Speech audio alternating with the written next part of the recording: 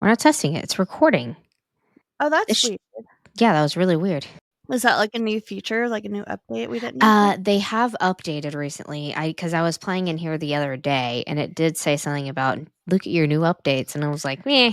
Nah, I don't want to I'll look at figure it this. out once they come, and it'll be a surprise, and then And we'll then I'll mess up the entire complain. episode.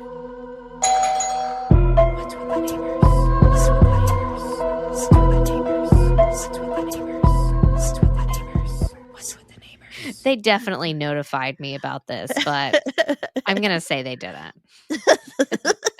Thank you, Riverside. Thank you, Riverside. But seriously, thank you, Riverside. Riverside is great. So if they've you're treated us well. yeah, if you're new to podcasting and you are long distance and record it over the computer, Riverside is pretty cool. So and Yeah. they're really good for like compiling things and making like little trailers and stuff. So Yeah. yep. I recommended Riverside to my brother-in-law because he has Oh, a okay. podcast. Yeah. Yeah, he has So, that movie podcast, right? What's yeah. it called? His podcast is called the No Ticket Podcast. Oh, They review like different movies. They okay. have quite a few episodes. The last one they reviewed Batman Returns in our holiday new movie list for 2024. Oh, okay. Cool. Very cool. Yeah. No ticket podcast? No Ticket Podcast. Cool. Yeah. Check them out. Check them out. They're probably on all. Oh, they have 5 stars. That's Oh. better than us. Yeah. They have more stars than we do, so. Also, please go rate and review us in Apple Podcasts or just anywhere. Give us 5 stars, please, and please give us good review, whatever. So embarrassing. Hey, happy New Year, guys. Happy New Year, everybody. We always take a break this time of year, and I'm sorry for the not really any warnings, but, you know. I feel like between Christmas and New Year, like it should just be a mandatory, like no recording for any podcast. Yeah, this is our family personal lifetime. Yeah. Although one of the podcasts I listened to called Surviving Sister Wives, shout out to them because they did not miss a beat because they review the Sister Wives episodes and they were coming out during the holiday season. And I was like, good for you guys. Good for y'all. Good for you. They probably also make a lot more money or just money, period. They have, they have like 5 or 6 different podcasts. So probably they actually make money. Yeah, that's probably what they do for funsies. Yeah. Anyway, how was your holiday? It was really good. How was yours? It was good. All right, Good. back to the stories. I'm just kidding. I have a question for you. All right. Did you ever or do you still have a diary or like a journal? I tried to have a diary so many times growing up, but I was just so bad at remembering to write in it. And then like in 2020, a friend of mine right before we moved here or moved to Alaska, a friend of mine gave me like an everyday like write in it kind of journal type thing. Like kind of like a thing that asks you a question or something. Yeah, and it was like all predated, and I wrote in like 6 days of it, and then I just like left it. And it was like for 5 years. I could still go write in it if I want to, but I'm like, I'm gonna write in it for one day and then I'm gonna forget. So it's cool. And then like, what am I supposed to do? Like talk about my bowel movements? That's what I did. I'm not even joking because it was I had my kidney stones. I was talking about my pee and like my kidney stones. So that was my 5 days of my diary as an adult. The other ones were was it also it was like mandatory by your doctor to talk about it?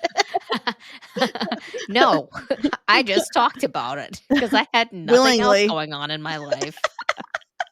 Oh my God. I literally have nothing going for me. Did you? No, I did the same. Like I would try and then like I'd be like, I want this diary. I promise I'll write in it. And like would do it for like a day. I just want the key. Yeah. And then it would like always be like, So I went to school and I hung out with so and so, or I played with so and so. I played with Sierra. Then we went to Awana's, and now I got home. I had to feed the dogs. Like, Yeah, it's literally talking about your day. Like, you see yeah, these shows, like Vampire Diaries, and they're, like, so in depth, like, these deep, dark, like, feelings and all these, like, all this stuff in their diaries, like, "Oh, so and so's a vampire." There's literally nothing that interesting in my life. If no. someone was a vampire maybe in my life, I would totally get a diary, but Well, no, a lot there's of no deep people's secret. diaries, they, like, go deep into their thoughts and, Yeah. like, it's like therapy. It's like a therapy session for them, and, like, for me, it's just, like, it's so shallow, like, Yeah, mm, exactly, that's how I feel. I feel like I'm being, like, meh. But, superficial or 5 or 2 generations away from us, like, people may have wanted to read that, but I don't true. oh, well. They don't wanna you're gonna read about my kidney Your stones. kidney stones. Great-great-grandma Brianna had 7 kidney stones. They read about how I had to wear, like, a hazmat mask over my face to change a baby's diaper, like, nobody wants to know that. Amy gags and throws up over every little thing. And yes, she had Everything. an at-home daycare. So, I was cleaning this curtain, I was vacuuming it a week ago, and I started gagging because of all the hair. Oh, no. Like, is that a new thing for me? Yeah. So bad. Like, if I see, like, a ball of hair, I'm just like, "Mm." So I bad. can't think about it. I, like, I get that. Hair a lot of hair grosses me out too, like, I'll pick up a clump of it off the floor. stop it. I'm done. No more. Alright. You should see the collection I have in my shower wall. No way. That's nasty. It's my hair art. That is disgusting, Brie. No way. Alright, No way. who's telling their neighborhood story first? I'll tell my neighborhood story first. Okay. Okay. So this one's actually from a real life Facebook group that I'm in on Facebook called Reading Crime and Community something. Like it says A and then it like trickles off. So I don't know what it finishes with. I'm not going to say who it's from because that's rude. It says, my car was broken into right in front of a camera at the Baymount in Anderson sometime last night. I requested footage from the hotel staff. I also called to file a police report. Both attempts were denied. The dispatcher said that she doubted a cop would come out for a petty crime. WTF is wrong with the world. If anyone sees a floral wallet tossed anywhere, I really need my ID and social security card, and I love my son's baby teeth. I don't care about any of the material items over 5K in loss, just as my sentimental stuff. Who is that cruel? Okay, so let's unpack this, Mm, okay? okay. Yeah. Who is Unpack this carrying wallet here. who is carrying around their son's baby teeth in your wallet? Do you put that in with your coins? That's weird. I understand if it was like you're out and about and he lost his teeth and like you put it in safekeeping and then Right. you just like kept forgetting to take them out of your coin purse. That's the only explanation of why it's okay to carry around your son's baby teeth with you. Um, Another thing. Let's pretend I know what I'm talking about because I work very, very closely with law enforcement on a daily basis. And I have consulted in a officer regarding a situation similar to this. Um, they're not going to deny you for making a police report because someone stole something. That is not something that they say no to. Anything that's stolen, whether it was a pack of gum at the convenience store or to a floral wallet stolen out of your vehicle, they do not deny you to place a police report. Now, are they going to come out immediately because you suddenly do not have your wallet? Well, it depends on what's happening around No town. one's in danger. No one's in danger. And maybe just so happened that day there was more pressing situations. So they're not going to put like a possible rape or maybe someone with a assault with a deadly weapon ahead of your lost wallet. So maybe take some time instead of posting on Facebook about your stupid wallet and your son's baby teeth and chill and just wait for them to come out to assess the situation. Also, no one's going to willingly give you footage of their security camera. You want to know why? Because that can incriminate them on any situation that might have happened outside of this little crime. So, Interesting. That's a good just point. chill out and wait. Also, they did not deny you to make a police report. I just want to say that right now. They did not deny you that. But I hope you found your wallet. And your baby teeth. And also, you shouldn't carry around your Social Security card with you. No, Just so and you know, you're not supposed to do that. Just memorize your Social Security number. yeah, don't carry it around with you. Also, did you leave your car unlocked? Did they somehow jimmy rig? Was your wallet? I'm not victim blaming here, but did your wallet was it in plain sight? Because like they always say, don't leave valuables in plain sight. Right? Yeah. Hide them underneath something. I always put things underneath a blanket or a jacket in the car. Or in the trunk, whatever you got to Yeah. do. Yeah. Or take your wallet with you because you left your car unattended. So dumb. Ugh. Oh, that's great. It's great. I was like fuming about this one. I was like gonna post like, you know what? And I was like, no, Amy, no, Don't do it. nope.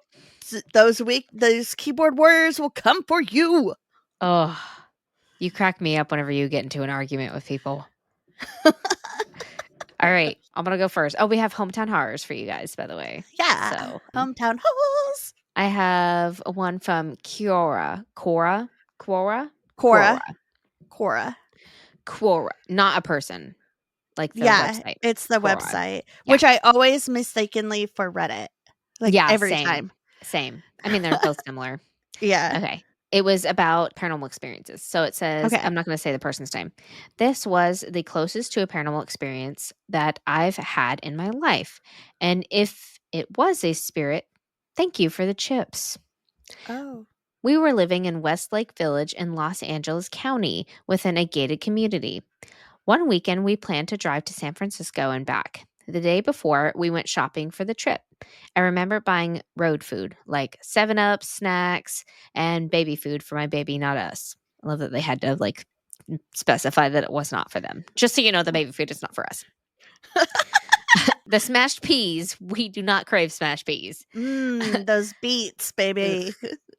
On Friday, my husband went to work in the morning while I packed our bags and set them out on the living room couch to avoid leaving anything behind. I remember that since we were driving with a baby, it would have been a disaster had we left any of the things behind. So my husband came home early. I was ready and I had dressed my baby as well. Together, we loaded our bags into the car. I came back up and checked again to ensure that we had indeed taken out everything. The couch was empty. We had a good weekend and returned in the early hours of Monday. We opened the door, switched on the living room lights, and lo and behold, there were 2 party-sized bags of Lay's on the couch. Oh, that's weird. My husband, can I say Lay's? Yeah, why not? Potato chips. Okay. You're being weird. My husband made us stand outside while he checked the house for intruders. Yeah. I mean, seriously, I would too. Is like, what the are these chips doing in here? Who Like, can gave you us imagine? chips? Then we stood and argued about which one of us forgot to pack the chips. Finally, when I swore up and down the couch was vacant when we left, we dug up the grocery receipts from the previous week. We had bought Doritos. We had bought crackers, but we had not bought Lay's. Later What? that day, on his way home from work, my husband stopped by his community reception to inquire if somebody had been sent to our apartment for some repair or maintenance work. The office kept a copy of the keys to all the apartments, though they were never used without our express permission. But you never know, so we asked and they told us no. Since nothing was taken or broken, we thanked the Lay's loving spirit and had the chips. We still live to tell the tale 4 years later, so I guess it was a benevolent junk food loving spirit. Oh, that's so weird. It's really weird. But it makes it like it begs the question of like, did something get taken and we don't notice it yet? The batteries. No! Not the batteries! All the batteries and all the remotes. You know what I mean? Like, it's one of those things like, is it like, does your grandma like have a ring that I don't know about? You know, like, Yeah. just like those type of things, like, what is missing? Yep. Something has to be missing. And then you're like, oh, that was missing, but it like never existed in the Yeah. first place. They're like, I swear there was a vase there. And they're like, no, there wasn't a There vase. never was. I swear It, they're gonna fight about this it, their entire life. it like ends up breaking up the marriage. Oh my gosh. Okay. So all of mine are from Reddit this week. Hold on. Okay. So this was happened on August 14th, 2018 at 11:45 p.m. in Phoenix, Arizona.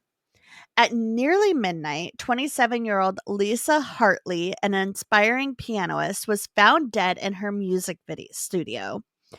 Her body was discovered by her landlord, Frank Stanton, who entered after complaints from neighbors about the loud sound of piano keys being slammed repeatedly. Oh no.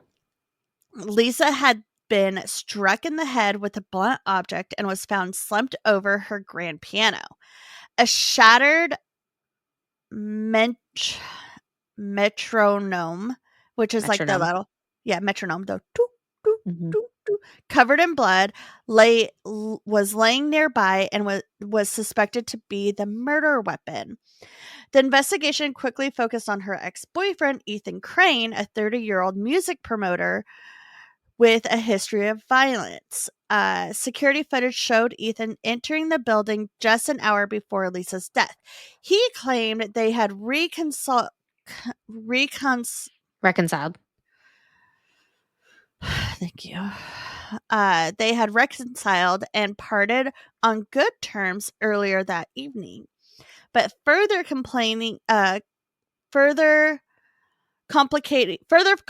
the case was Lisa's diary, which revealed that she had been receiving threatening letters from a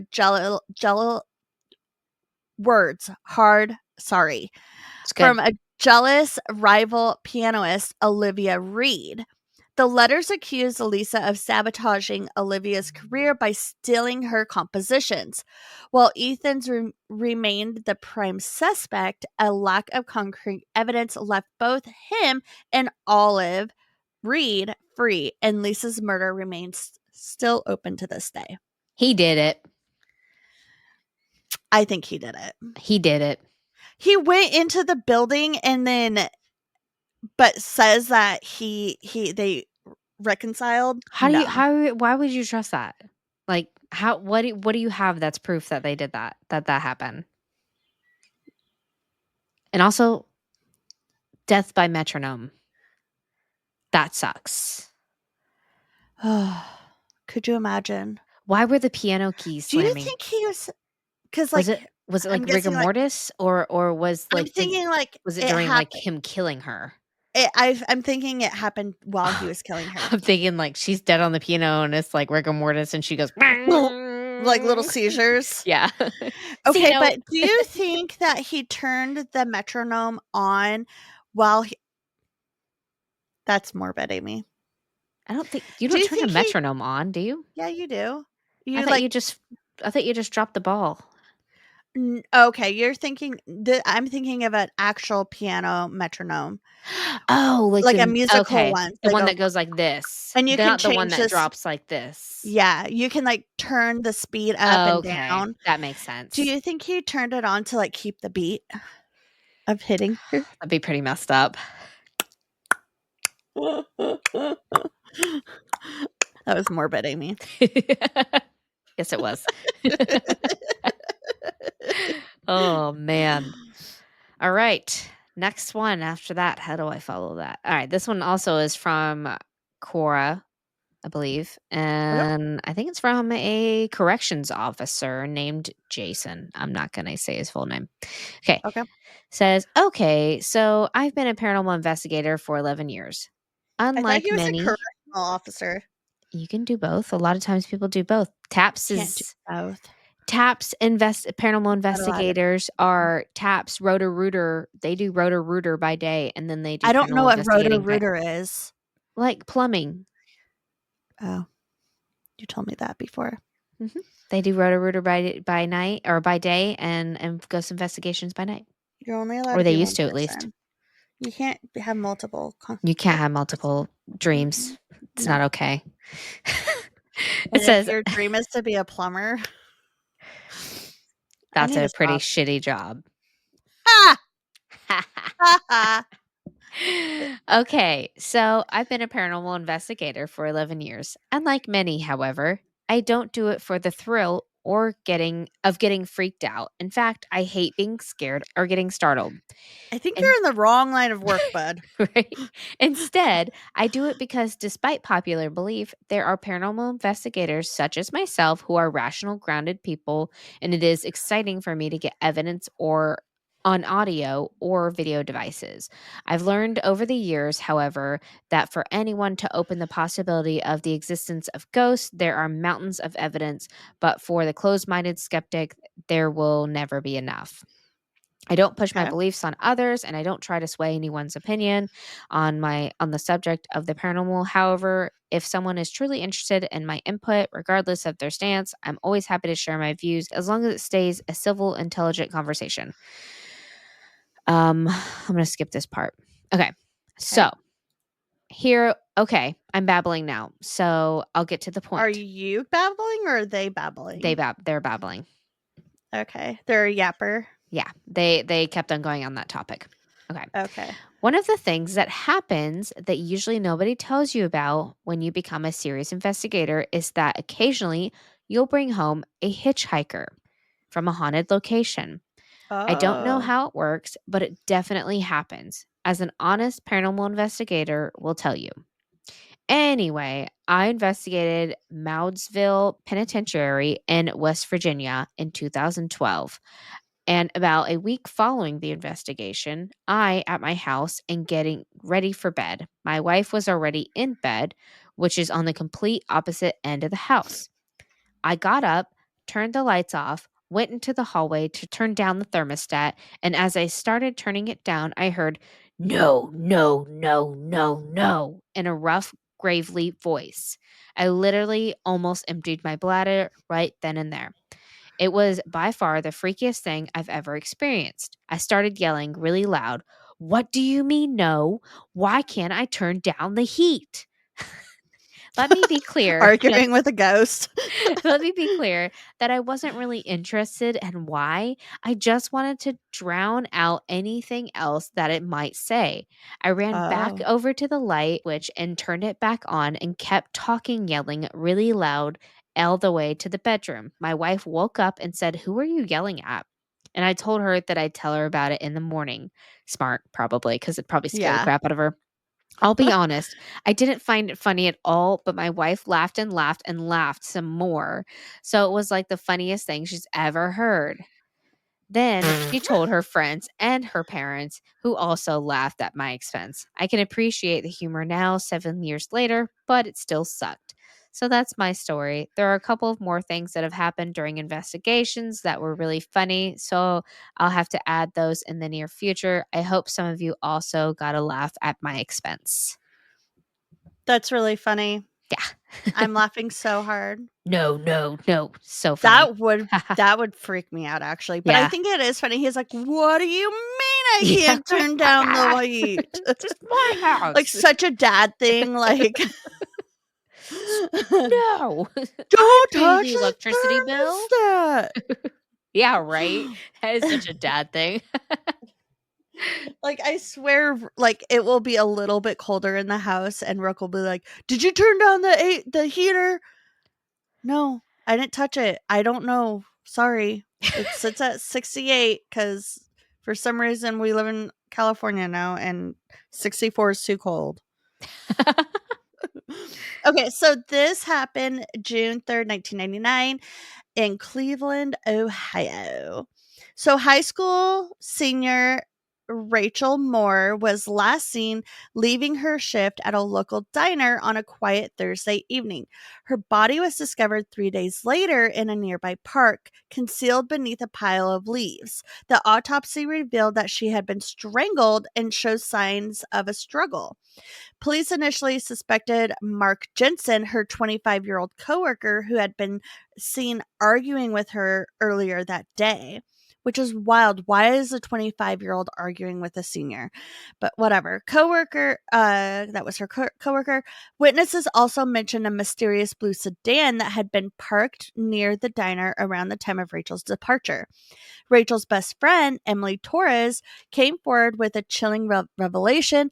Rachel had confided in her about being followed home several times by an unknown man. This led the authorities to investigate known offenders in the area. The case took a turn when Rachel's stepfather, Greg Thompson, admitted to owning a similar vehicle and had no alibi for the night she went missing.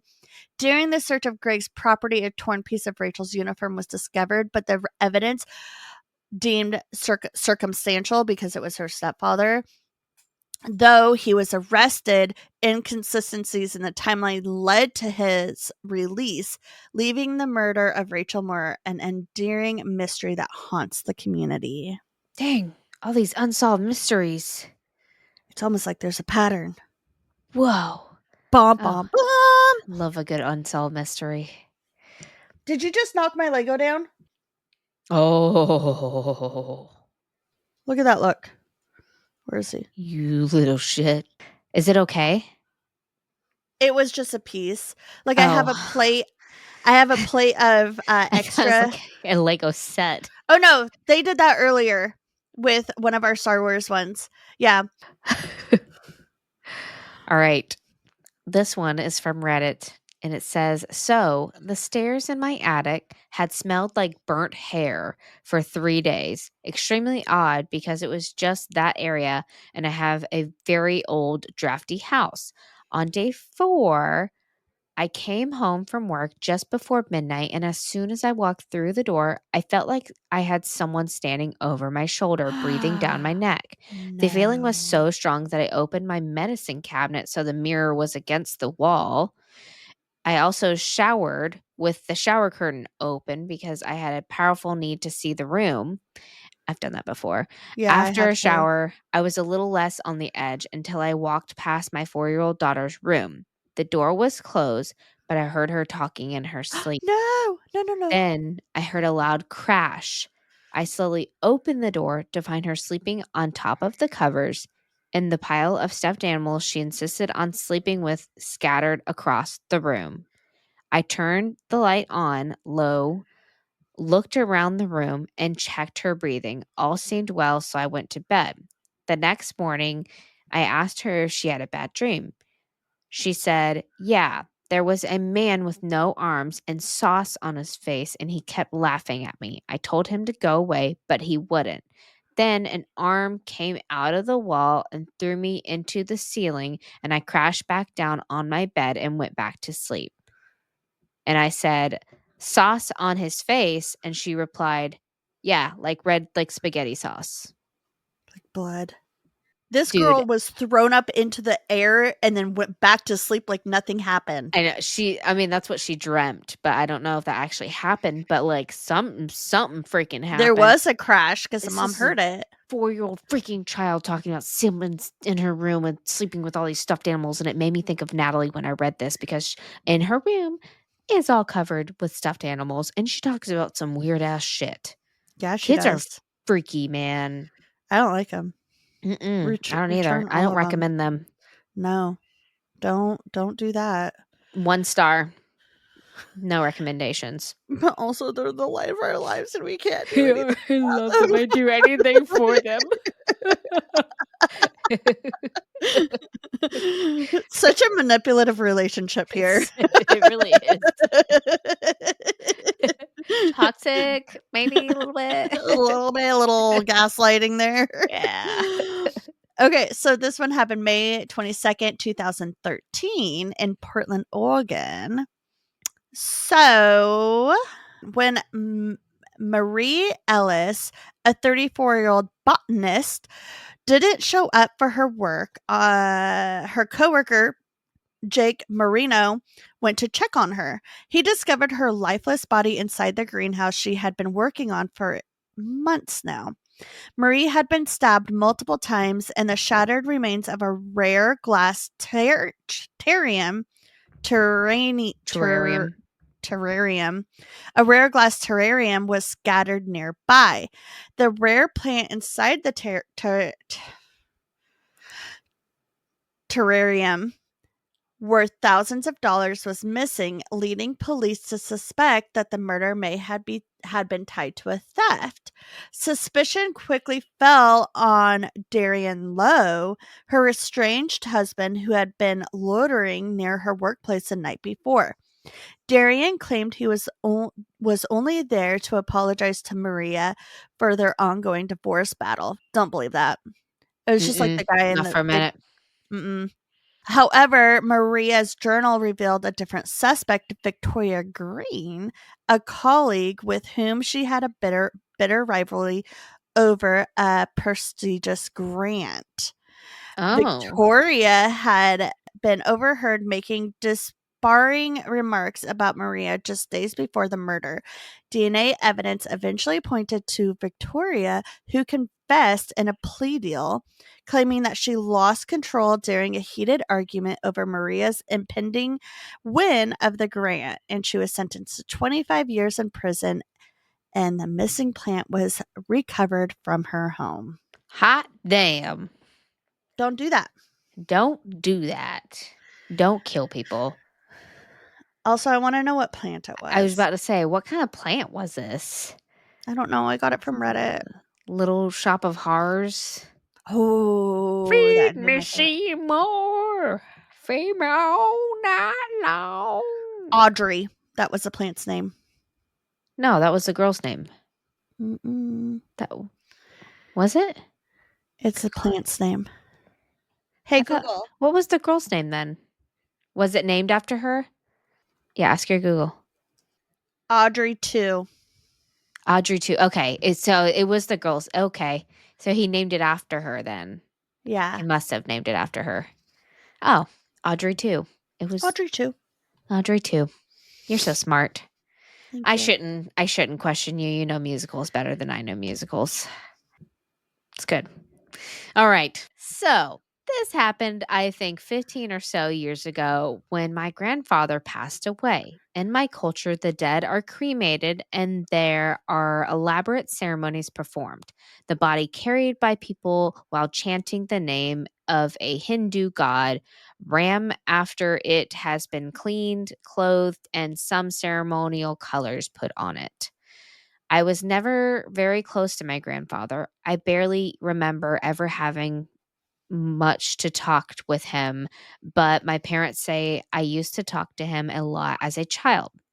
Anyway, when he died, I didn't really know much about him other than that he was the patriarch of the family and everybody respected him. I was barely 10 years old then when and was supposed to stay at my aunt's house. Sneaky that I was, I managed to follow my mother when she left for my grandfather's house, unaware that I was a few steps behind her. How do you not know that? Sorry. Maybe they're wearing socks on You're carpet. really sneaky. No, like they went to a different house. He said he was at his aunt's house and she went to his grandfather's house and he followed her. Like maybe it was just like right down the road. I don't know. Someone But is very oblivious because, like, you yeah. can feel when someone's like walking behind Yeah. you. Doop, doop, doop, doop. Like, I'm behind a stop sign. Okay. Anyway, the ceremony starts. There are a lot of crying, and soon 4 people, including my father, my uncles, and someone I cannot remember, carry the body on top of a structure made of bamboo and wood. They chant throughout the way. Nobody noticed that I was following them. dark again. That's They so reach weird. they reach the cemetery. There's a lot of crying, and I got bored standing at a distance. It's almost dusk and sit weirdly on a nearby platform. I would later come to know that it is sort of a memorial for the deceased. Sometime between all this happening, I fall asleep. Hours go by, and when I wake up, there's no one, just the last flames burning through pieces of wood. I panic. I look around to see if there's anyone, but there's no one. I start running towards the pry, hoping perhaps some of my relatives might spot me by the fire and get hold of me. Again, no one. I start crying. I look around to see if I can find my way to the street. Cemetery was on the outskirts of town and it was huge. To my tiny mind, rows after rows of these memorials.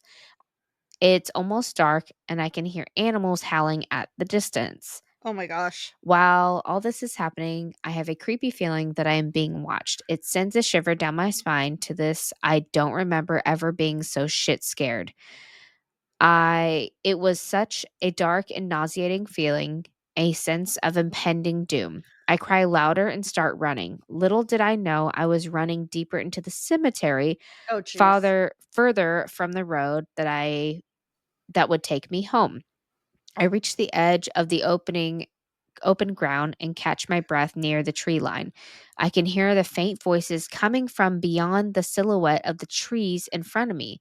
Perhaps No. someone might be returning after gathering wood from there. I again hit I am again hit with this nauseating feeling. It's stronger now. To top it all, every time I walk or run, I felt like I could hear footsteps like someone right behind me. I Ew. turned around several times yet found no one. I was so afraid that at that point that I thought I might die. I took a leap of faith and ran towards the trees. The sound of footsteps behind me grew louder, and it seemed like whoever it was near, almost at arm's length, like they could just reach out and catch a hold of me. I am audibly sobbing and shouting for help. There's barely any light, but I remember hearing people in the distance. Suddenly, I'm in a clearing and there's a community pond with a bathing area. I can see some people in my family and I ran towards. No matter how loud I tried to cry, there was no sound coming out of my mouth. Finally, an ant saw me and ran towards me. The last thing I remembered before fainting is a hand on my shoulder and my body almost freezing on the spot. I was sick for a week after that, had nightmares for years, and in general stopped going to my grandfather's house or even the town. To this day, I find it difficult sleeping in the dark and sometimes wake up with a cold sweat and creepy feeling on my shoulder like someone was holding on to me. Ew. Yeah, that is traumatizing. But also, maybe you should have left your house. 10-year-olds, am I right? Ooh, that's That's creepy. traumatizing. People in the comments were like, maybe it was your grandpa, like Your grandpa taking creeping you hold of out? you and keeping you safe. And I'm like, but like, Wouldn't he what make about all him? the other scary stuff? Yeah, and like normally, like, isn't it if like it's someone that you love that's nearby, like you have this sense of comfort, Yeah. Like, I don't not think of that was like his grandpa. fear. That's no. Oh, I don't Yep. like that. Okay. So my last one happened September 10th, 2020 in Oh. Boulder, Colorado. So, outdoor enthusiast Jason Tate, 29 years old, went missing during his routine evening hike on the Blackwood Trail. His body was found the next morning by another hiker concealed in a shallow grave. He had suffered multiple blunt force injuries, and his phone, wallet, and backpack were missing. Authorities immediately investigated Colin Rivers, who was a drifter who had been seen camping along the trail. Colin claimed to have seen Jason the night before and heard an argument involving another male's voice. Police found Jason's backpack a mile away from the crime scene, stuffed into a trash bin near a gas station. Security found Security from the gas station revealed Daniel Moore, a fellow hiker, disposing of the bag. Daniel had a history of aggression and had recently been in a heated dispute with Jason over trail etiquette, which is, oh my God, which had escalated into a physical altercation weeks earlier. When questioned, Daniel denied any involvement, but a bloodied rock with his fingerprints were discovered near Jason's body. With this damning evidence, Daniel was charged with first-degree murder. He was sentenced to life in prison without parole, leaving Jason's family and friends and family grappling with the senseless loss. What is trail etiquette? Is it like keep to the right? Yeah. Stay in your lane? Yeah. On your right. On your right. On it's your on right. your On left. your left. It is. On your left. Yep. Yeah. You should, Captain America should have been on your right. And then, he was on the right. And then that's why he said on your left, because he was passing him. Yeah. Okay. So that was etiquette. Yeah. Keep to the right. So I don't know if you're able to notice there's that's the main thing that I focused on. I'm like thinking the whole time, like, what the fuck is a trail etiquette? So the theme of this one was people with silly disputes with other people. Like, oh, okay. It didn't really land very well, but that's okay. Well, I registered. You talked about diaries more than once, and then a couple of them, most of them were unsolved, and then that makes sense. Like they had a dispute with somebody else over like something stupid. Metronome. Womp womp. Do you have a neighborhood story? Yeah. I just saw your title. Oh, that's not how you spell eBay though. eBay is no space, dork. Yeah, I know. I just saying eBay. eBay. Yeah. I should have done BK. Have it your way. Okay. This one was about neighborhood stories, and this person they commented and said, "Oh man, I used to live across the street from this crazy asshole. He owned some sort of lawn care business, but almost never worked.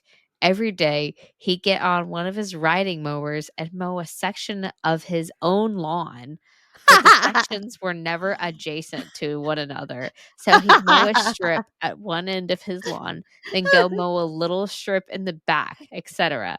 So there were always overgrown areas right in the middle of the mowed areas. The entire time he'd be drinking beer and screaming at his adult son. He couldn't just speak at a normal volume. No, he would just scream over the sound of the mower. They never spoke other than when he was yelling over the mower. He also had a black dog named, it starts with an N and ends with an R. They starred a bunch of the middle parts. Yeah. And the dog would run away. So this dude would stand on his lawn shouting the dog's name over and over again. No. Wow. He sounds like a mess. He sounds like a piece of shit. I love the chaotic, like, lawn work that he's got going on there. Yes. But other than that, he sounds like a terrible human being. He sounds like a terrible human being. I would love so much to have Josh live across the street from him. Like, I could just have to go over there in the middle of the night to go fix everything. Like, I would wake up and be like, "Look how good I did." I could just see Josh like standing in the window, like with his hands on his hips, be like, "Now I know this man is not about to."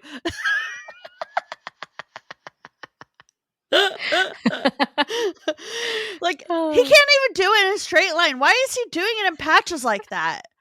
Why does he do that, Brie? Maybe I should go. Maybe I can go over there and ask if I just mow his lawn for him. Is he doing that on purpose?